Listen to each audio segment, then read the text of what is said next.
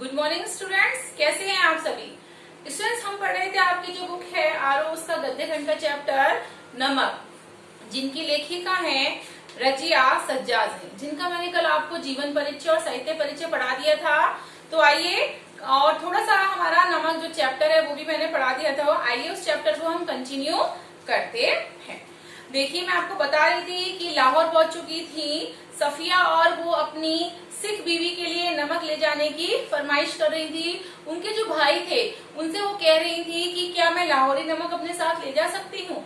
तो उनको समझा रहे थे और मना कर रहे थे कि यदि कस्टम वालों ने तुम्हारा बैग चेक कर लिया और उसमें नमक मिल गया तो तुम्हारी इज्जत की धज्जियां उड़ जाएंगी, क्योंकि नमक ले जाना बच्चों गैर कानूनी होता था। फिर वो कहने लगी, सफिया कहती है अपने भाई से, वह बिगड़ कर बोली, निकल आने का क्या मतलब है? मैं क्या चोरी से ले जाऊंगी या छिपा के ले जाऊंगी? मैं तो दिखा के या फिर जता के ले जाऊंगी।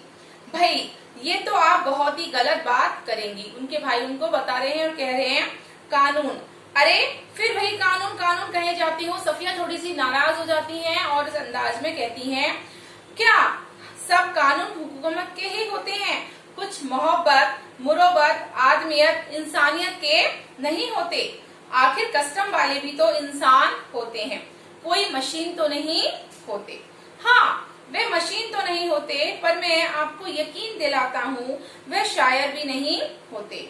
उनको तो अपनी ड्यूटी करनी होती। उनके भाई समझा रहे थे कि वो कानून का के रखवाले होते हैं, कानून का काम करने वाले होते हैं। उनके अंदर इंसानियत हो चाहे नहीं हो, लेकिन फिर भी वो अपनी ड्यूटी निभाते हैं, अपना कर्तव्य निभाते हैं।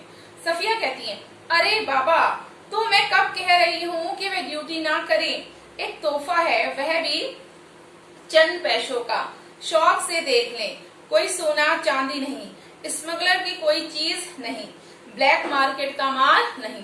सफिया जो है उनको समझा रही हैं कि वो कुछ ऐसा वैसा नहीं ले जा रही है लाहौर से अपने साथ, कोई स्मगलिंग नहीं कर रही है, बल्कि वो तो अपने साथ नमक ले जा रही हैं। अब आपसे कौन बहस करे? आप अदीब ठहरी और सभी अदीबों का दिमाग थोड़ा सा तो जरूर ही घुमा हुआ होता है। उनके भाई उनको कह रहे हैं, वैसे मैं आपको बता देता हूँ कि आप ले नहीं जा पाएंगी और बदनामी मुफ्त में हम सबकी भी होगी। सफिया को उनके भाई कह रहे हैं कि आप फालतू में मुझसे बहस कर रही हैं, आप नमक जो है लाहौरी नमक नहीं लेके जा पाएंगी और फालतू में हम सबकी बदनामी भी होगी। आखिर आप कस्टम वालों को कितना जानती हैं? कस्टम वालों के बारे में बात करते हुए वो कहते हैं, उसने गुस्से से जवाब दिया, कस्टम वालों को जाने या ना जाने। उसने सफिया ने जवाब दिया, कह रही है वो कि कस्टम वालों को जाने या ना जाने, पर हम इंसानों को थोड़ा बहुत तो जानते ही हैं।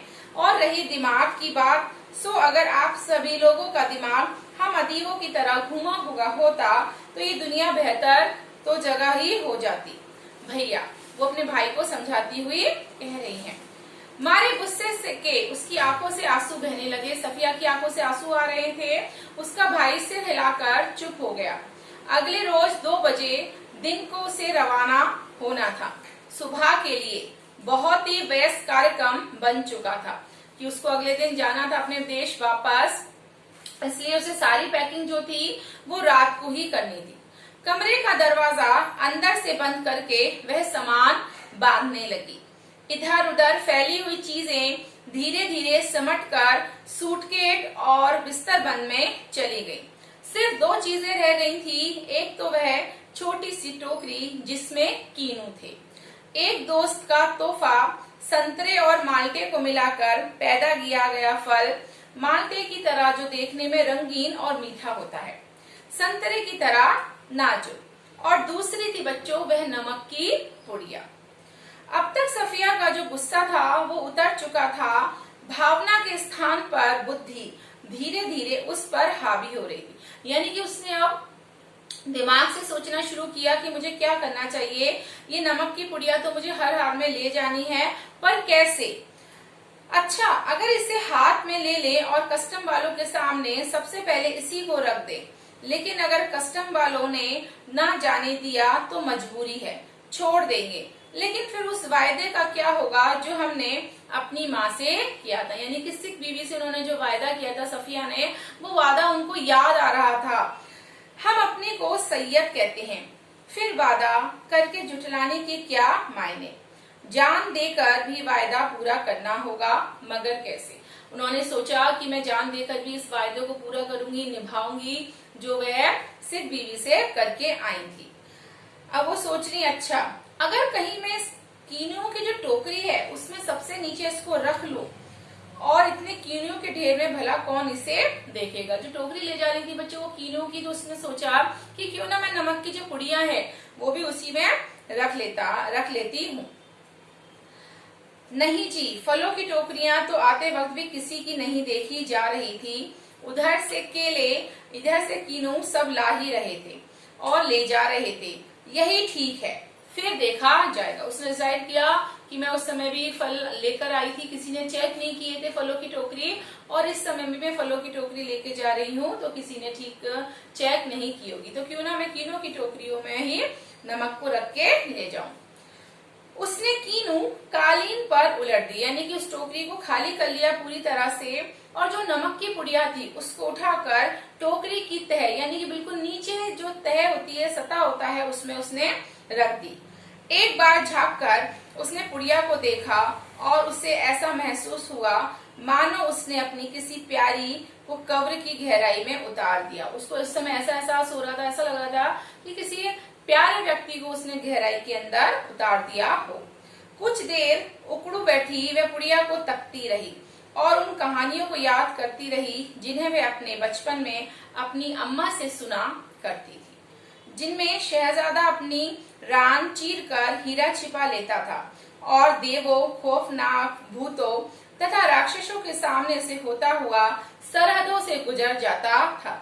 इस जमाने में ऐसी कोई तरकीब नहीं हो सकती। वो सोच रही थी कि जिस समय मेरी मम्मी कहानियां सुनाती थी और शहजादे के बारे में बताया करती थी, क्यों ना आज भी ऐसा कुछ उपाय होता और मैं इस तरह से नमक ले जा सकती, वरना मैं अपना दिल चीर कर उसमें ये नमक छिपा लेती। उसमें एक आह भरी। फिर वह कीनियों को एक एक करके टोकरी में रखने लगी, पुड़िया के इधर उधर, आसपास और फिर ऊपर, यहाँ तक कि पुड़िया जो थी बिल्कुल कीनियों से पूरी तरह से छिप चुकी थी। आश्वस्त होकर उसने हाथ झाड़े, सूटकेस पलंग से नीचे खिसकाया, टोकरी उठाकर पलंग के सिरहाने रखी और लेटकर दोहर ओढ़ ली। रात को तकरीबन 1:30 बजे थे। मार्च था उस समय। मार्च की सुहावनी हवा खिड़की की जाली से आ रही थी। बाहर चांदनी और ठंडी खिड़की के करीब लगा चंपा का एक घना दरख्त सामने की दीवार पर पत्तियों के अक्स में लहर रहा था। कभी किसी तरह से किसी की दबी हुई खांसी की आहट, दूर से किसी कुत्ते के भौंकने या रोने की आवाज, चौकीदार की सीटी और फिर सन्नाटा। उस समय रात के 1:30 बज रहे थे बच्चों, और जो सफिया थी वो सो रही थी, लेकिन उसको नींद नहीं आ रही थी, क्योंकि कहीं ना कहीं उसके मन में एक हलचल सी चल रही थी कि जो नमक की पुड़िया है वो मैं कैसे ले जाऊंगी, कैसे नहीं ले जाऊंगी। तो बता रहे हैं उस समय का वातावरण की कितना अच्छा था, सुहावना मौसम हो रहा था, खिड़की से हवाएं आ रही थी, जो पेड़ों पर, दीवारों पर जो लहर थी पत्तियों की, पेड़ों की, कहीं ना कहीं वो लहरा रही थी, और कहीं से किसी के खांसने की, किसी के कुत्तों के भौंकने की, चौकीदार की सीटी की आवाज की, सभी चीजों की आवाज आ रही थी और बहुत ज्यादा सन्नाटा था। यह पाकिस्तान था। यहाँ बच्चों उसके 3 सगे भाई थे, बेशुमार चाहने वाले दोस्त थे, और उसकी बाप की कब्र भी थी। नन्हे नन्हे उसके भतीजे और भतीजियां थी, जो उससे बड़ी ही मासूमियत से पूछा करते थे कि फूफी जान, आप हिंदुस्तान में क्यों रहती हो, जहां हम लोग कभी भी नहीं आ सकते। उन सबके और सफिया के बीच में एक सरहद थी, और वो थी बहुत ही नोकदार लोहे की छड़ों का जंगला, जो बच्चों कहलाता था कस्टम। तो कहीं ना कहीं कस्टम की वजह से वो आर पार, यानी कि इधर से उधर जाना नामुमकिन था, इसलिए बच्चे वहां नहीं जा पाते। तो बच्चों आज आपकी क्लास यहीं तक होगी, कल इस क्लास को मैं कंटिन्यू करूंगी। Thank you.